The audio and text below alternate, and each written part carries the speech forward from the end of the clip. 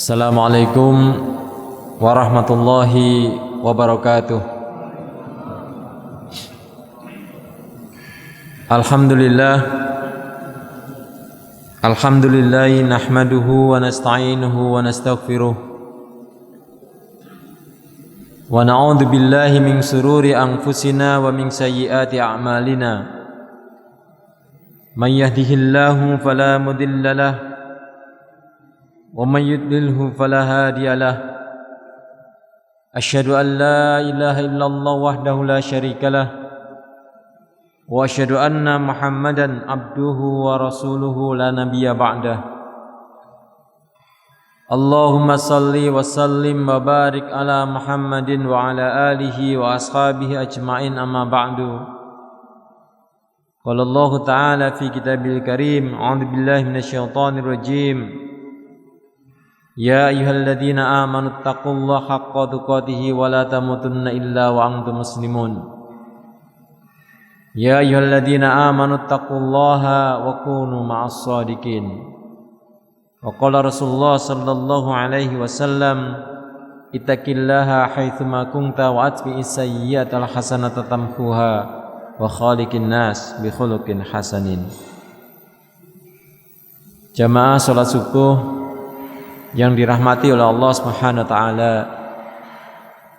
puji syukur selalu kita panjatkan kehadirat Allah Subhanahu wa taala. Pada pagi hari ini kita masih diberi kesempatan oleh Allah untuk bertemu di tempat yang sangat mulia ini. Mudah-mudahan keberkahan selalu meliputi kita, kesehatan selalu meliputi kita, pertolongan, bimbingan, petunjuk dari Allah SWT selalu bersama dengan kita. Jamaah salat subuh rahimakumullah, tema yang akan saya sampaikan pada pertemuan pagi ini adalah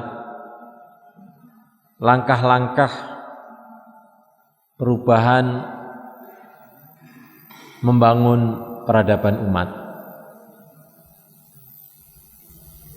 Kalau kita perhatikan model atau tipe tingkatan orang itu terkait dengan visi kehidupannya, kira-kira ada 4. Yang pertama adalah tipe pengembara. Tipe pengembara ini dalam kehidupan dia di dunia ini ibaratnya dia berjalan, yang penting berjalan dan berjalan terus berjalan tanpa memiliki visi mau kemana dia berjalan. Tidak jelas apa yang ingin dia capai di dunia ini. Yang penting dijalani begitu saja. Hidup, makan, mencari nafkah, berkeluarga barangkali, dan aktivitas-aktivitas yang lain sampai kemudian ajal menjemputnya. Itu yang pertama. Kemudian yang kedua, ada tipe pengikut. Kalau pengikut ini adalah tipe orang yang memang dalam hidupnya dia punya visi. Akan tetapi visi yang dia jalani dalam hidup itu semata-mata mengikuti orang lain, mengikuti visi orang lain. Orang lain itu mungkin seorang tokoh, mungkin tokoh politik, mungkin tokoh sosial, atau mungkin kalau di keluarga mungkin ayahnya, orang tuanya, atau mungkin siapapunlah dia. Yang jelas dia hanya mengikuti apa yang kemudian dilakukan, dituju oleh orang lain. Yang ketiga adalah tipe orang yang ingin meraih prestasi, yaitu orang-orang yang memang memiliki visi dalam hidup ini, kemudian dia berusaha untuk mengejar visi itu. Mungkin dia ingin menduduki jabatan tertentu dalam sebuah perusahaan. Mungkin dia ingin menduduki posisi tertentu dalam kehidupan politik. Mungkin dia ingin mencapai prestasi akademis yang sangat luar biasa. Mungkin dia ingin mendapatkan gelar-gelar kesarjanaan tertentu. Dan dia berusaha untuk mencapai visi tersebut. Ada juga yang berikutnya, yang keempat, yaitu tipe pemimpin. Nah, tipe pemimpin ini adalah orang yang memiliki visi dalam hidupnya, kemudian dia berusaha untuk mengejar visi tersebut. Pada saat yang bersamaan, dia berusaha untuk mempengaruhi orang lain atau berusaha supaya orang lain mengetahui visi hidup dia, dan kemudian dia mengajak orang lain itu untuk mengikuti visi hidupnya. Jadi dia tidak semata-mata mengejar untuk dirinya sendiri, tapi juga mengajak orang lain untuk mengikuti visi dia. Nah, ini adalah tipe pemimpin. Saya menyampaikan ini secara umum, tidak spesifik visi apa dalam hidupnya, tapi setidaknya ada 4 kategori ini. Pengembara tidak punya visi sama sekali. Pengikut, dia mengikuti orang lain yang memiliki visi. Kemudian peraih prestasi, dia punya visi, kemudian dia berusaha untuk mencapai visi tersebut, mengejarnya. Dan yang keempat adalah pemimpin. Dia memiliki visi, berusaha orang lain untuk mengetahui, memahami visi dia, dan mengajak dia untuk bersama-sama meraih visi tersebut. Jamaah sholat subuh rahimakumullah. Tentu kita sebagai seorang muslim, kita harus punya visi dalam kehidupan ini. Visi itu tidak hanya menyangkut apa yang ingin kita capai ketika di dunia, tetapi termasuk juga apa yang ingin kita raih kelak di yaumul akhir. Kita tahu bahwa kita hidup ini hanya sekali. Kita tidak bisa mengulang kehidupan kita di dunia ini. Hanya sekali. Tidak ada kesempatan kedua. Tidak ada peluang kedua. Peluangnya hanya sekali saja dalam hidup ini. Tentu ketika hanya sekali kita menjalani hidup ini, maka orientasi kita dalam hidup ini harus jelas. Keinginan kita harus jelas, cita-cita kita harus jelas, jalan yang kita tempuh pun juga harus jelas. Jangan sampai hidup yang sekali ini keinginan kita tidak jelas, orientasi kita tidak jelas, mau kemana kita tidak jelas. Kita harus memiliki satu arah yang jelas dalam menjalani kehidupan ini. Jangan sampai hidup yang sekali ini berjalan sia-sia begitu saja. Jangan sampai hidup yang sekali ini kita menjalaninya tanpa satu arah yang jelas. Jangan sampai kita dalam hidup ini menjadi orang-orang yang disebutkan dalam Al-Quran surat At-Takatsur. Alhaakumut takatsur hatta zurtumul maqabir. Bermegah-megahan telah melelehkan kamu sampai kamu menemui kuburan, sampai kamu masuk ke liang lahat, masuk ke kubur. Bermegah-megahan. Atau bersendaguro, permainan. Ad-dunya mata', dunia itu adalah kesenangan. Wa mal hayatid dunya illa mata'ul ghurur. Kehidupan dunia ini tidak lain hanyalah kesenangan yang menipu. Jangan sampai kita menjadi orang-orang yang dalam hidup ini kemudian menjadi orang yang hanya bersendaguro, hanya menikmati permainan-permainan dunia yang itu adalah sebuah kesenangan yang menipu. Hidup ini hanya sekali. Jadi kita harus jelas apa yang harus kita lakukan, apa yang akan kita perbuat, mau ke arah mana kita berjalan. Nah, karena itulah kemudian menjadi satu pertanyaan, sebenarnya apa yang menjadi visi hidup kita?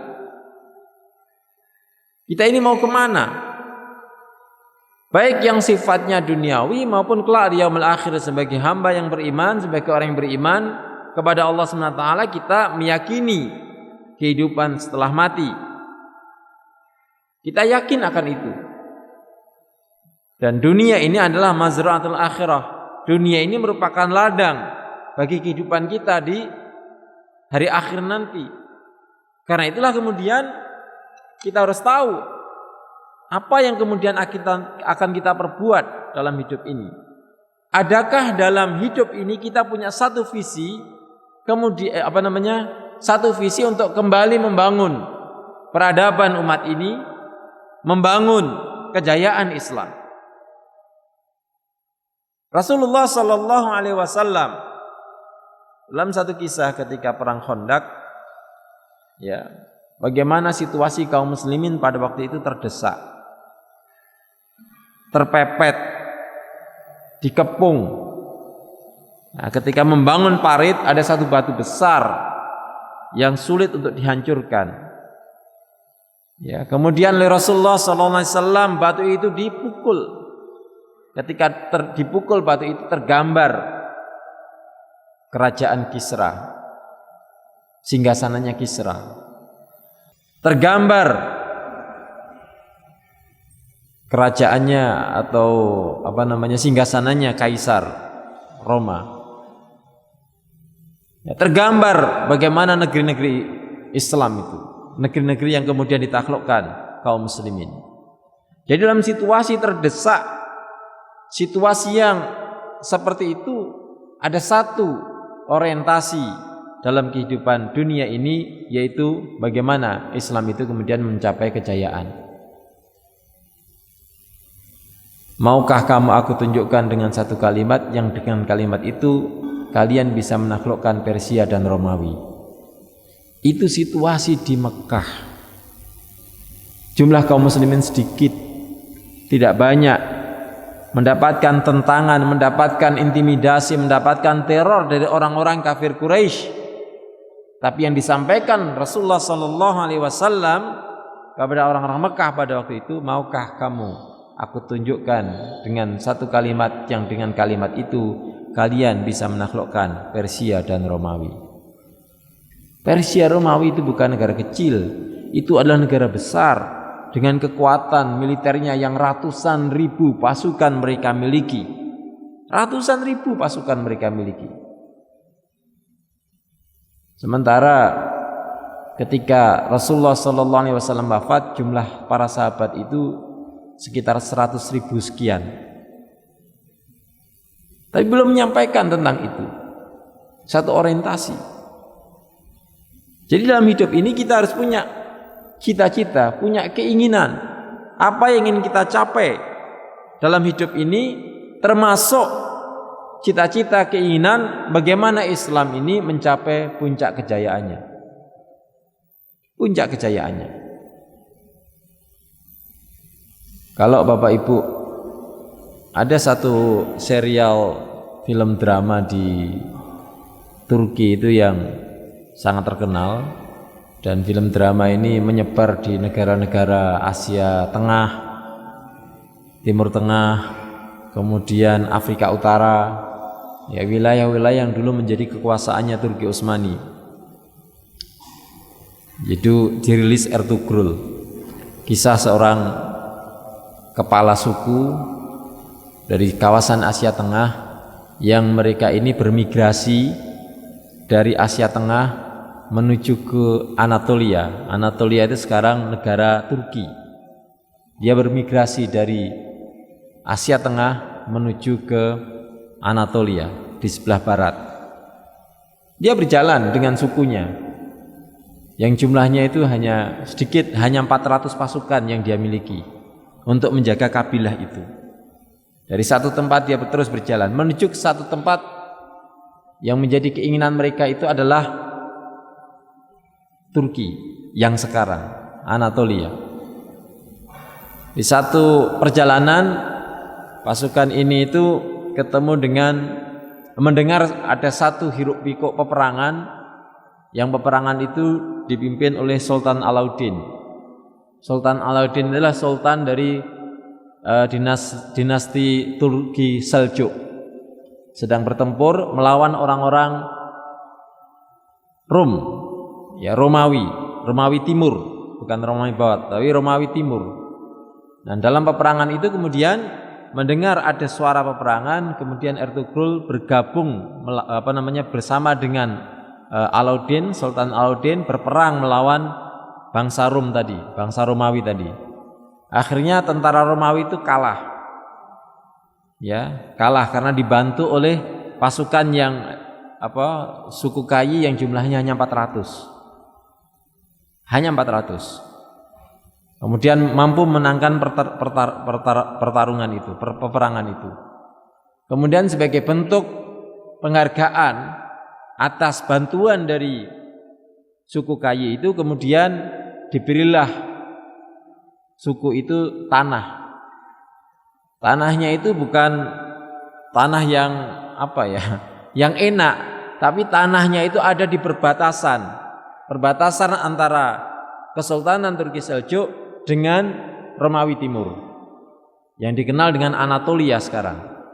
Diberi tanah di situ. Di satu kota namanya Sogut, dikasih tanah di daerah Sogut. Luas tanahnya itu mungkin ketika itu sekitar 2000 meter persegi luasnya, kilometer persegi. Kemudian dia berada di situ, ya. Sedikit demi sedikit kesultanan yang dipimpin oleh Ertugrul ini bertambah sampai luasnya sekitar 4000 kilometer persegi. Dia mampu menyatukan suku-suku yang ada di sekitar Anatolia. Wilayahnya wilayahnya itu perbatasan dengan Romawi Timur, yang ibu kotanya ketika itu Konstantinopel. Jadi dari jumlah yang hanya 400 berubah menjadi satu kesultanan. Dari anak turunnya Ertugrul ini ada seorang yang namanya itu Utsman. Utsman inilah yang kemudian mendirikan Kesultanan Utsmaniyah. Ketika Kesultanan Turki Seljuk itu diserang oleh bangsa Mongol, kemudian Turki Seljuk hancur. Begitu Turki Seljuk hancur, kemudian digantikan kekuasaannya itu atau kesultanannya itu oleh Kesultanan Utsmani.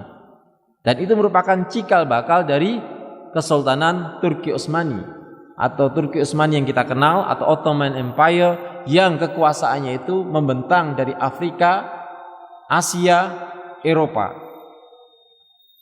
Ya. Jadi sangat luas sekali kekuasaannya itu. Itu diawali dari sebuah cita-cita, keinginan. Mereka sadar betul dengan sabda Nabi sallallahu alaihi wasallam tentang jatuhnya Konstantinopel.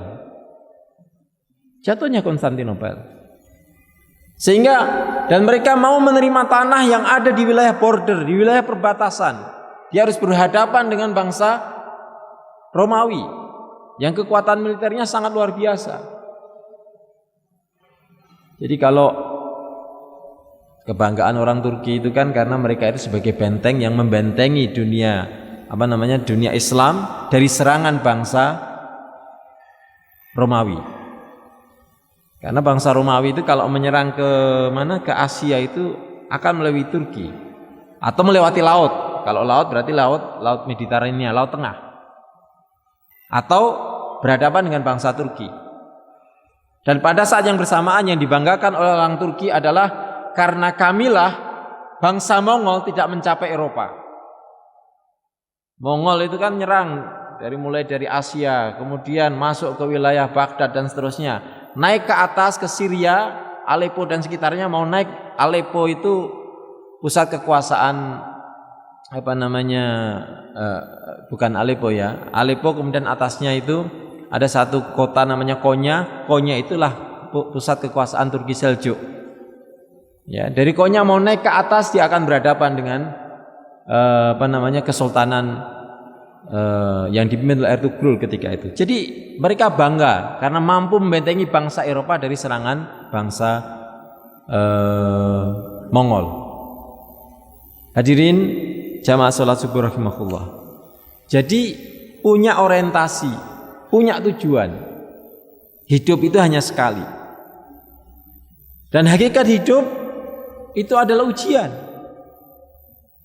Alladzi khalaqal mauta wal hayata liyabluwakum ayyukum ahsanu amala. Dialah Allah yang telah menciptakan hidup dan mati untuk menguji siapakah di antara kalian yang paling baik amalnya. Hidup ini adalah ujian. Dan agama itu merupakan pilihan dalam hidup ini. Kita tahu bahwa fase-fase dalam kehidupan ini, kalau kita kembali, kita ingat ada alam rahim, ada alam dunia, ada alam barzah, ada alam akhirat. Sesuatu yang kita yakini. Bagaimana ketika kita ada di dunia ini, itu kemudian menggunakan waktu-waktu yang kita miliki, kita orientasikan durasi, masa, waktu yang Allah berikan kepada kita itu untuk beramal, untuk bekerja. Karena kalau sudah sampai pada kematian, berarti berakhirlah batas kehidupan kita. Jadi kematian itu merupakan penutup masa dari masa kerja kita, masa amal kita ditutup dengan kematian. Pilihannya adalah ketika kita menjalani hidup ini, apakah nanti pada akhirnya kita menjadi ahli surga ataukah ahli neraka. Naudzubillahi min dzalik. Hadirin jamaah salat subuh rahimakumullah. Nah, kalau kita punya visi dalam kehidupan ini, mau berjalan kemana kita dalam kehidupan ini, maka setidaknya ketika kita meyakini bahwa kita ingin mendapatkan kebahagiaan hidup baik di dunia maupun di akhirat, maka setidaknya ada 3 langkah yang harus kita tempuh dalam menjalani kehidupan ini. Langkah yang pertama adalah apa yang disebut dengan bagaimana kita mengafiliasikan diri kita ini dengan agama yang kita pilih, yaitu dinul Islam. Ketika kita berafiliasi dengan Islam, berarti kita berusaha untuk membangun komitmen keislaman kita. Komitmen keislaman baik menyangkut aspek yang pertama akidah. Komitmen akidah kita. Yang kedua, ibadah. Bagaimana komitmen ibadah kita? Yang ketiga, komitmen akhlak. Bagaimana perilaku kita? Yang keempat, komitmen ketika berinteraksi dengan yang lain dalam perdagangan dan seterusnya, muamalah. Nah, komitmen ini harus dibangun. Komitmen akidah kita, komitmen ibadah kita, komitmen akhlak kita, komitmen muamalah kita yang dibingkai dengan ajaran Islam harus dibangun pada diri kita. Diri kita masing-masing. Kalau kita ingin membangun sesuatu yang besar, mulailah dari sesuatu yang kecil. Sesuatu yang besar tidak akan dicapai kecuali yang kecil-kecil itu kemudian kita jalani. Step-step kecil itu kita lalui. Dan kita harus punya komitmen untuk memulai itu dari diri kita masing-masing, itu yang pertama. Orang-orang di sekitar kita itu yang kedua, keluarga kita misalnya. Kemudian lingkungan di mana kita tinggal, itu yang ketiga.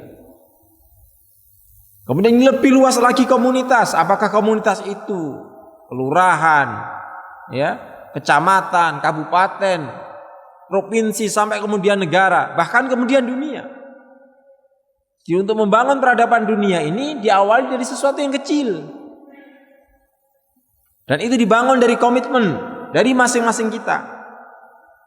Bagaimana Islam itu menjadi basis identitas kita.